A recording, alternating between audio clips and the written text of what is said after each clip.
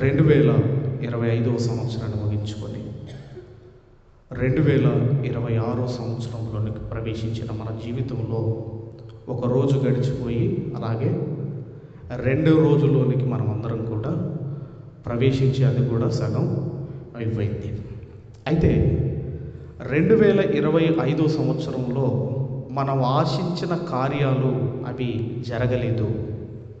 అయితే ఈ 2026వ సంవత్సరంలోనైనా అవి జరుగుతాయేమో అని మనమందరం కూడా ఆలోచనలు కలిగి ఎదురు చూస్తూ మనము ముందుకు వెళుతూ ఉంటాము. అయితే ఈరోజు మనం నేర్చుకునే అంశం కూడా ఏంటి అన్నప్పుడు, దేవుడు నీ ఆలోచనలు సఫలము చేయాలి అంటే నీవేమైనా చెయ్యాలా అన్నది ఈరోజు మనం అందరం కూడా ఆలోచన చేయబోతున్నాం. మరలా చెబుతున్నాను, దేవుడు నీ ఆలోచనలు సఫలము చెయ్యాలి అంటే మీరేమైనా చెయ్యాలా, లేదంటే మీరేమైనా చేసేది ఏమైనా ఉందా అన్నది మనమందరం కూడా ఆలోచన చేయబోతున్నాము.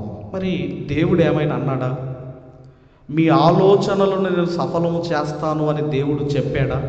చెబితే ఎక్కడ చెప్పాడో బైబిల్ గ్రంథంలో నుండి ఒక మాట మనం చూసుకొని ముందుకు వెళ్ళగలిగితే, కీర్తనల గ్రంథము 20వ అధ్యాయము 4వ వచనాన్ని మనమందరం కూడా చదువుతాము. దయచేసి 4వ వచనము, నీ కోరికను సిద్ధింపచేసి నీ ఆలోచన యావత్తును సఫలపరచును గాక. అంటే దేవుడు నీ కోరికను సిద్ధింపచేసి నీ ఆలోచనలు యావత్తు దేవుడు సఫలపరచాలి అంటే మీరేమైనా చేసేది ఉన్నదా? మనం ఏమైనా చెయ్యాలా? అంటే దేవుడు మీ ఆలోచన సఫలపరచాలి అంటే మీరు ఏమైనా చెయ్యాలా? టర్మ్స్ అండ్ కండిషన్స్ ఏమైనా ఉన్నాయా?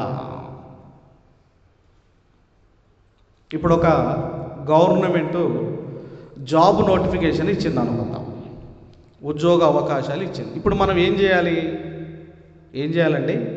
అప్లై చేయాలి. అప్లై చేసిన తర్వాత వాళ్ళు ఒక డేట్ ఇస్తారు, ఆ రోజు పోయి ఎగ్జామ్ రాయాలి. ఎగ్జామ్లో ఒకవేళ క్వాలిఫై అయ్యారనుకోండి, ఆ తర్వాత ఏం జరుగుతుందండి? ఆ తర్వాత మళ్ళీ ఏం జరుగుతుందండి? ఎగ్జామ్లో క్వాలిఫై అయిన తర్వాత మెడికల్ టెస్టులు ఉంటాయి. ఆ తర్వాత ఇంకేముంటాయండి?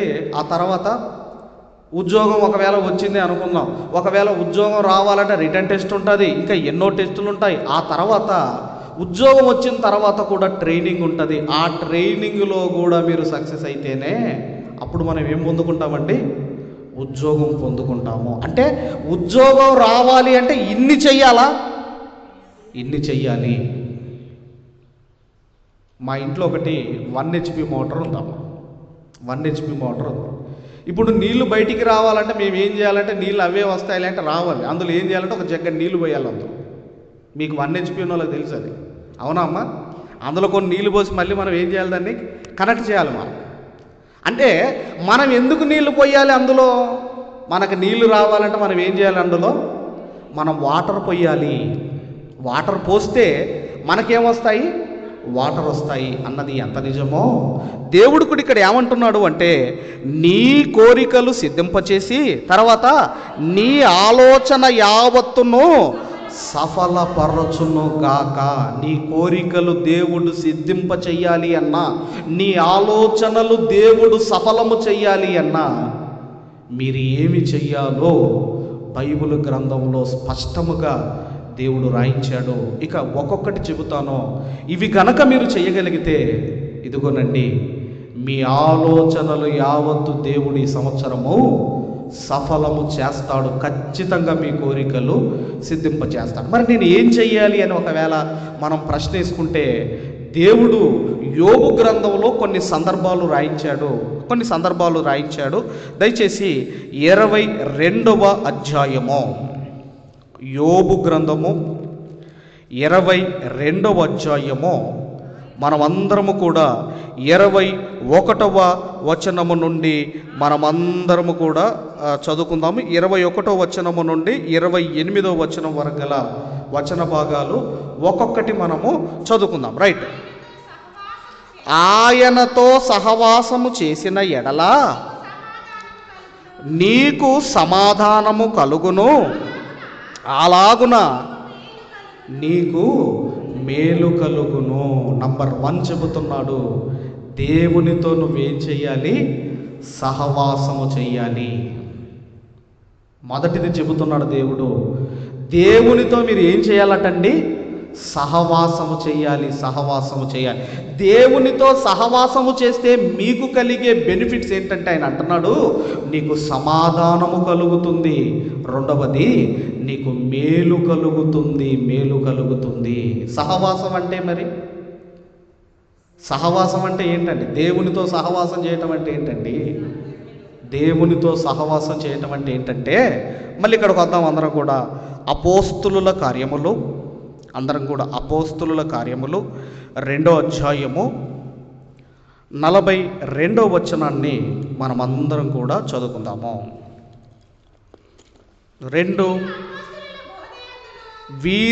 వీరు అంటే అక్కడ పేతురు గారి ప్రసంగం విని మారు మనసు పొందుకున్న 3000 మంది సంఘములో చేర్చబడి, ఆ తర్వాత వీరు అపోస్తులుల బోధ, అపోస్తులుల బోధ అని ఎందుకంటున్నాడు అంటే, అపోస్తులుల బోధలో ఆశలు పుట్టించే బోధ ఉండదండి. అపోస్తుల బోధ ఎలా ఉండదండి? ఆశలు పుట్టించే బోధ. నువ్వు అదవుతావు, నువ్వు ఈ బోధ ఉండదు. అపోస్తుల బోధ మనుషులను సంతోషపెట్టే బోధ కాదు. అపోస్తుల బోధ ఖచ్చితంగా ఉన్నది ఉన్నట్టుగా చెబుతారు అపోస్తులు. అది అపోస్తుల బోధ అంటే. మనల్ని సరిచేసేది, మనల్ని సరిదిద్దేది అపోస్తులుల బోధ. రైట్. అపోస్తులుల బోధ యందును సహవాసమందును. సహవాసం అంటే ఎక్కడ సహవాసం చేయాలండి? ఇదిగో సంఘముతో సహవాసం చేయాలి. కానీ మనకున్నది ఏంటంటే, మన ఇష్టం ఉంటే సంఘానికి వస్తాం, కష్టమైతే చుట్టాలు వచ్చినా మానేస్తాం మనం సంఘానికి, ఏదైనా ఫంక్షన్ ఉన్నా మానేస్తాము, ఏదైనా బర్త్డే అంత మన ఇష్టమే. అవునా కదా? ఒకవేళ నా బోటోడు అడిగాడు అనుకోండి, మీకెందుకు మా ఇష్టం అంటారు. అవునా కదా? కానీ నా ఇష్టం అన్న మాట అది మీకు చాలా ప్రమాదాన్ని తీసుకొచ్చి పెడుతుంది. ఎప్పుడు కూడా ఎవరితో కూడా నా ఇష్టం అన్న మాట ఎప్పుడు కూడా మనకు రాకూడదు. ఆ పాతాళ గుండానికి వెళ్ళిపోయిన తర్వాత లాజరు ధనవంతుడు ఉంటుంది కదండి, అక్కడ దేవుడు అక్కడ ఒక మాట అన్నాడు. ఎవరన్నారంటే అబ్రహాం గారు ఒక మాట అన్నాడు, కుమారుడా, నీవు నీ జీవిత కాలమందు నీకిష్టమైనట్టుగా. అందుకే యేసు ప్రభువారు బైబిల్లో ఎక్కడ చూడండి, అయ్యా నా ఇష్టం కాదయ్యా, నీ చిత్తమే సిద్ధింపజేయునుగాక. నీ ఇష్టమే అయ్యా. ఒకసారి రక్షించబడిన తర్వాత నీ ఇష్టాలకు తావులేదు. నీకు ఇష్టం వచ్చినప్పుడు రావటం, నీకు ఇష్టం వచ్చినప్పుడు మానేయటం, ఇదేమి ధర్మశాస్త్రం కాదు. ఇది మనకు, మీరు ఉద్యోగానికి కానివ్వండి, మీరు ఎక్కడికైనా పనికి కానివ్వండి, నీకు ఇష్టం వచ్చినప్పుడు వెళ్ళి నీకు ఇష్టం వచ్చినప్పుడు మానేస్తే వాళ్ళు ఉంచుకుంటారా ఏంటండి? స్టూడెంట్స్ని కూడా వాడు ఇష్టం వచ్చినప్పుడు కాలేజీకి వెళ్ళాడు అనుకోండి, వాడిని కాలేజీకి రానివ్వటం లేదు. నేనే ఒకరి గురించి వెళ్ళాను, అదేంటంటే వాడికి ఇష్టం వచ్చినట్టు వస్తున్నాడు, వాడేమో రోడ్ల మీద ఆడేలా తిరుగుతున్నాడు.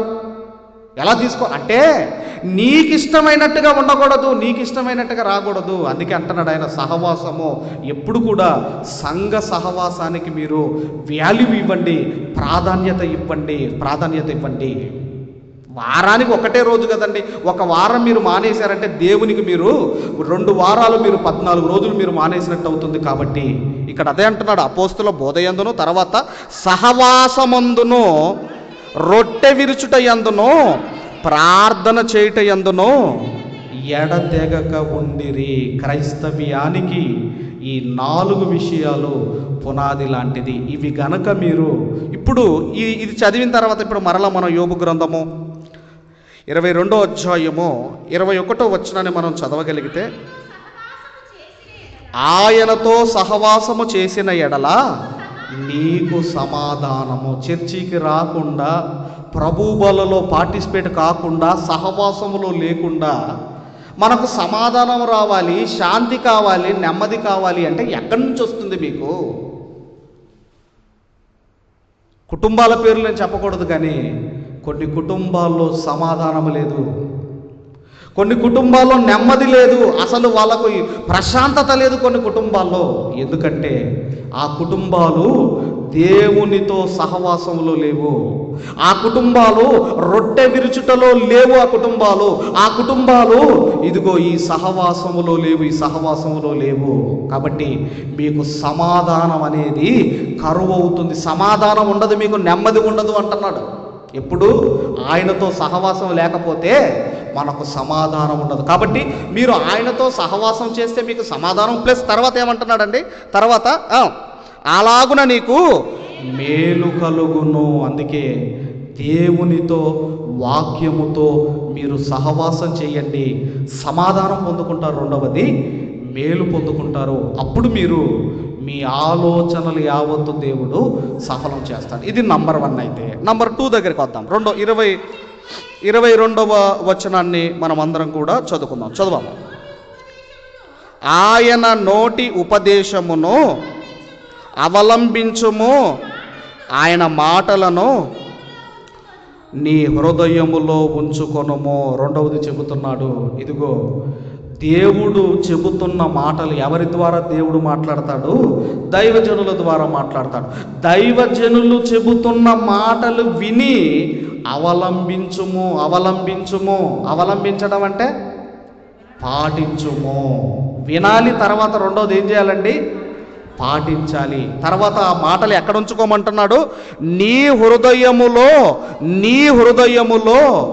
ఉంచుకొనుము.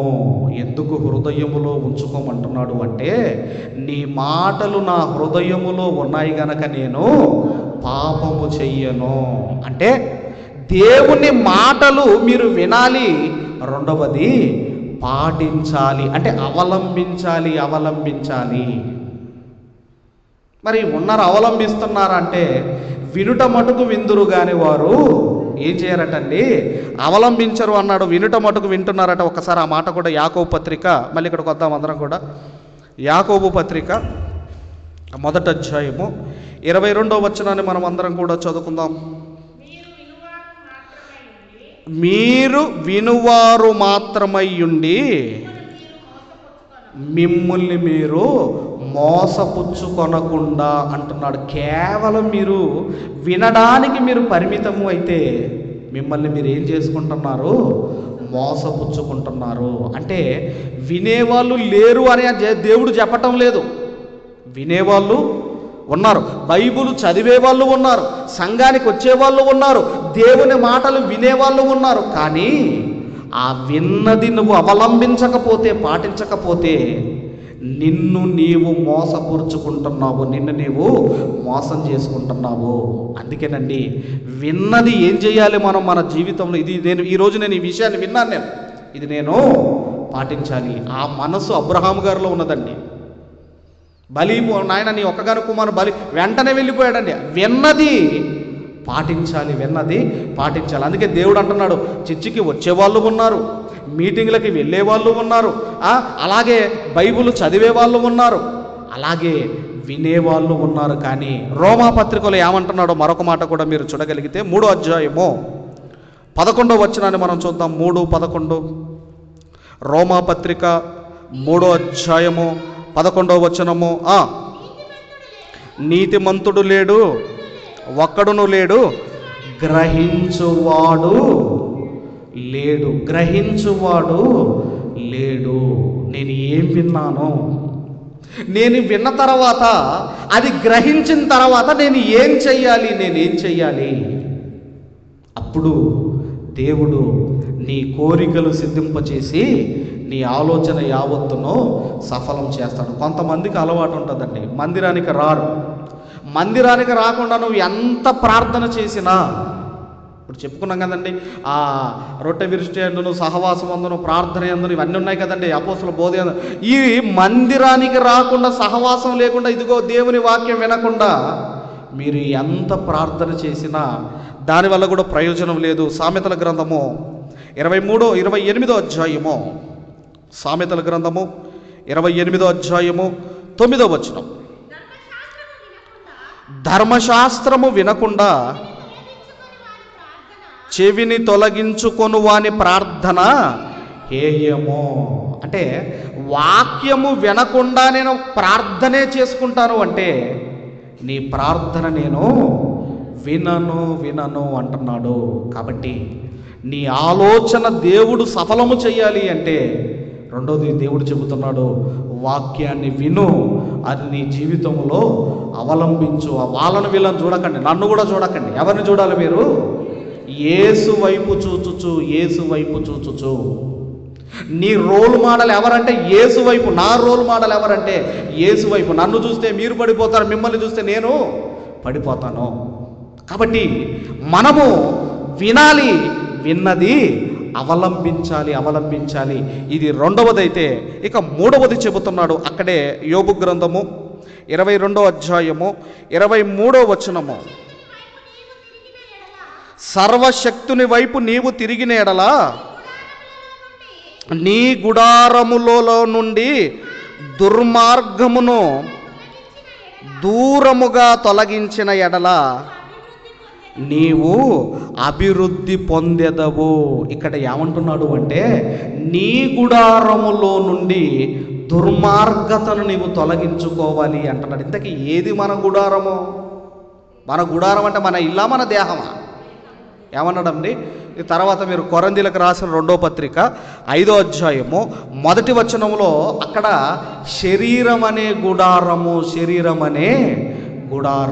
అంటే మన గుడారములో ఏముండకూడదటండి? మన గుడారములో ఇదిగోనండి దుర్మార్గతయు, ఇదిగో అలాగే మన గుడారములో దుర్మార్గమైన ఆలోచనలు, ఉద్దేశములు మన గుడారములో ఉండకూడదు. అవి నువ్వు తొలగించుకుంటే దేవుడు అంటున్నాడు నీవు అభివృద్ధి పొందుతావు. ఇప్పటికీ మనం ఇలాగే ఉండమండి. అంటే ఇప్పుడు మనం అభివృద్ధి పొందాలి అంటే అంతా కూడా మీ శరీరం మీదనే ఆధారపడి ఉన్నది. మీ శరీరములో దుర్మార్గమైన ఆలోచనలు మన శరీరములో ఉండకూడదు. అవి ఉంటే మీరు అభివృద్ధి పొందరు. అప్పుడు దేవుడు అంటున్నాడు నీ ఆలోచనలు నువ్వు సఫలము చేసుకుంటావు. అంటే మొదటిది ఏమంటున్నాడు? సహవాసములో ఉండాలి. రెండవది వాక్యం విని అవలంబించాలి. మూడవది ఇదిగో ఆ విన్న తర్వాత నీ దేహములో ఏదైనా చెడ్డ తలంపులు, నీ దేహములో ఏదైనా చెడు కార్యక్రమాలు ఉంటే వాటిని తొలగించుకో అని మూడో విషయాన్ని దేవుడు చెబుతున్నాడు. ఇక మనము చూడగలిగితేనండి మరి ఎలా తొలగించుకుంటామో మనం అందరం కూడా చూడగలిగితే హెబ్రీలకు రాసిన పత్రిక 4వ అధ్యాయము 3వ వచనాన్ని ఒకసారి మనం అందరం కూడా 12వ వచనాన్ని ఒకసారి చదువుకుందాం. హెబ్రీలకు రాసిన పత్రిక 4వ అధ్యాయం 12వ వచనం. 4:12 ఎందుకనగా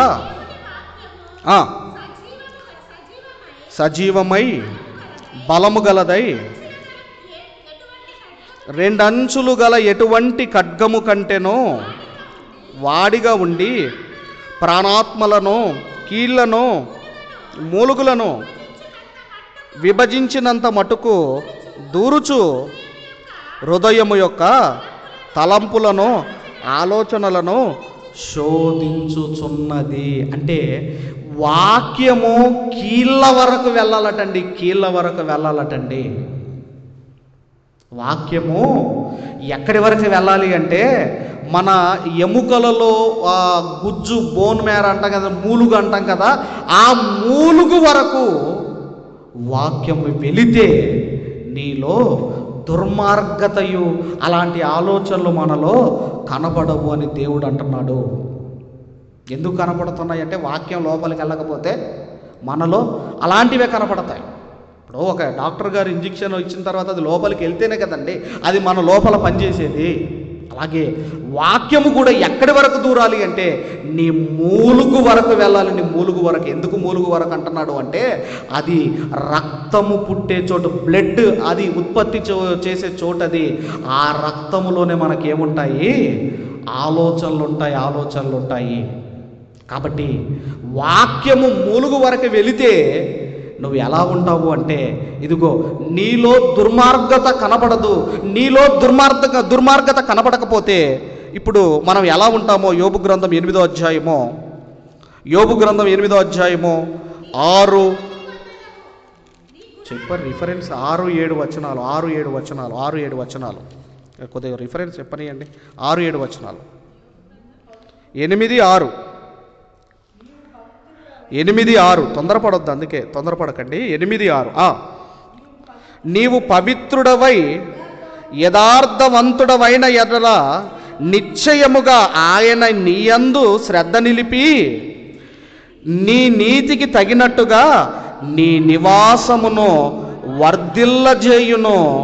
అప్పుడు నీ స్థితి మొదట కొద్దిగా నుండినను తుదకు నీవు మహా అభివృద్ధి పొందెదవు. ఎప్పుడంటే నీ దేహములో ఉన్న దుర్మార్గత మీరు తీసేసుకోవాలి.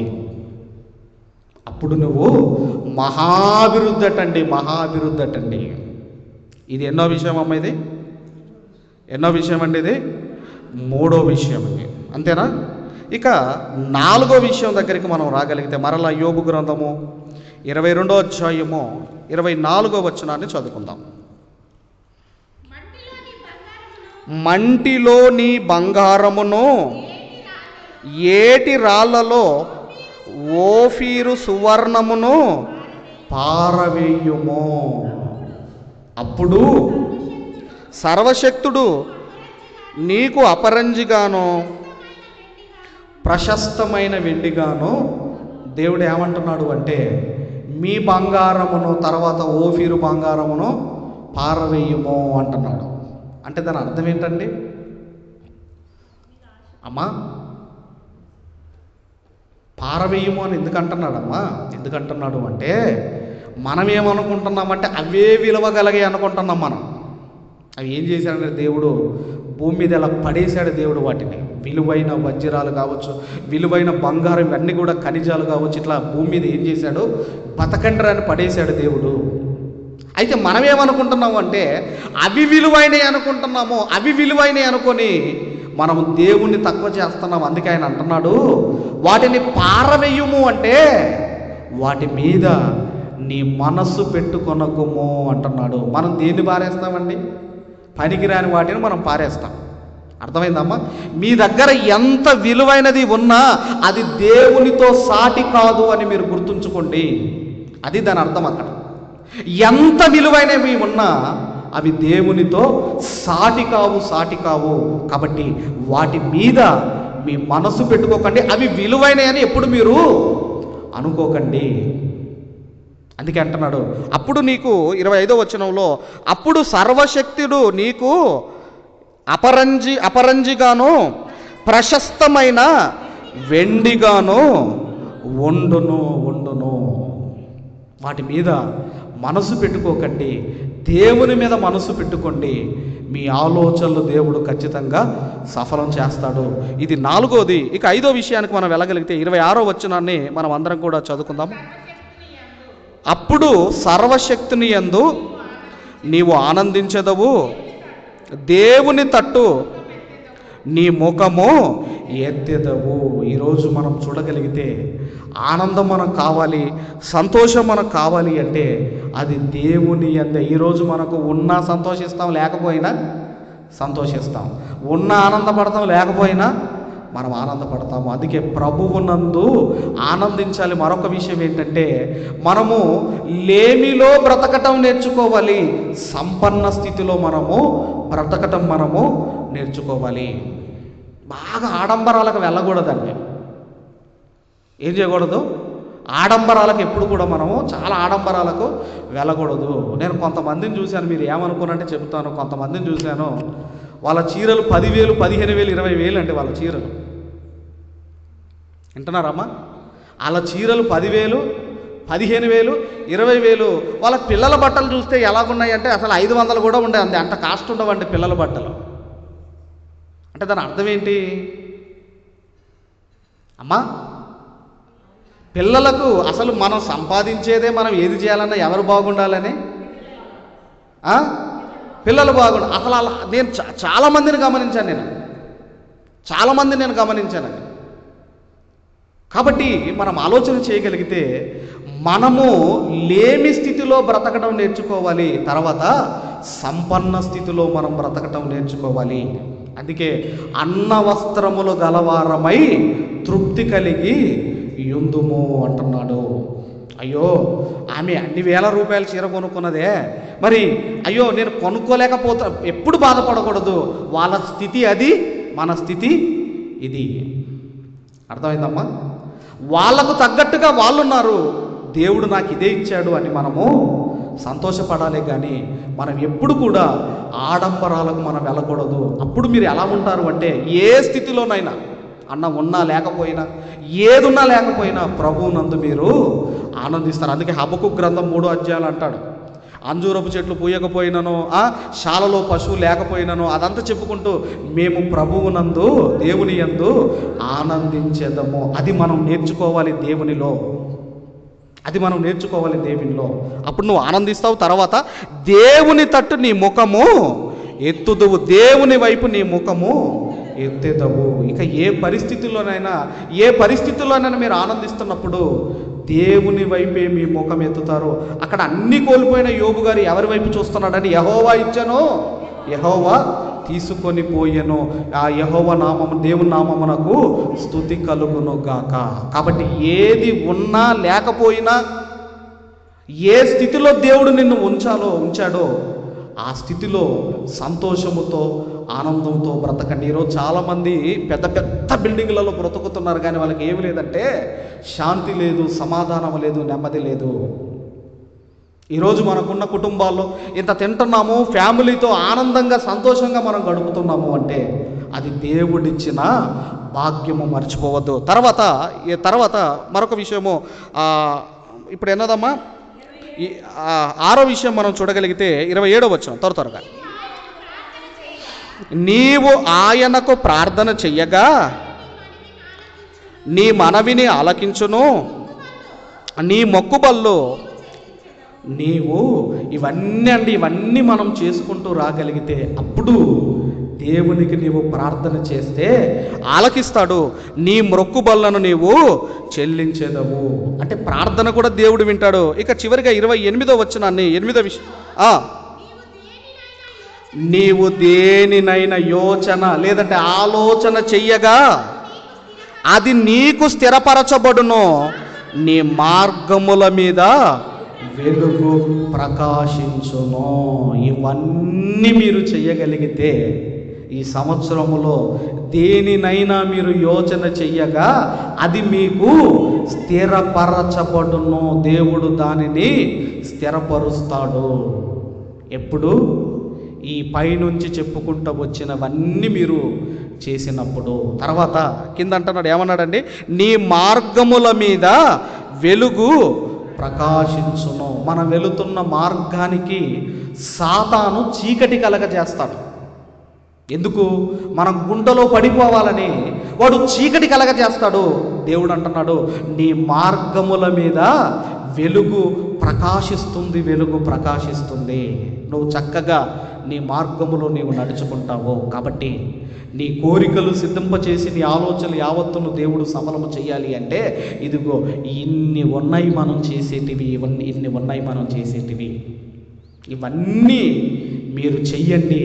మీ జీవితంలో ఖచ్చితంగా ఆయన మనకు సహాయం చేస్తాడు. 2025 సంవత్సరంలో జరగలేదు, కానీ ఈ 2026 సంవత్సరంలో ఖచ్చితంగా మనము పొందుకుంటాము. చివరిగా దేవుడు ఏం చెబుతున్నాడో ఈ మాట చూసుకొని మనం ముగించుకుందాం. యెషయా గ్రంథం 43వ అధ్యాయము, యెషయా గ్రంథము 43వ అధ్యాయము 13వ వచనాన్ని చదువుకొని ముగించుకుందాం. 13వ వచనము చదవండమ్మా.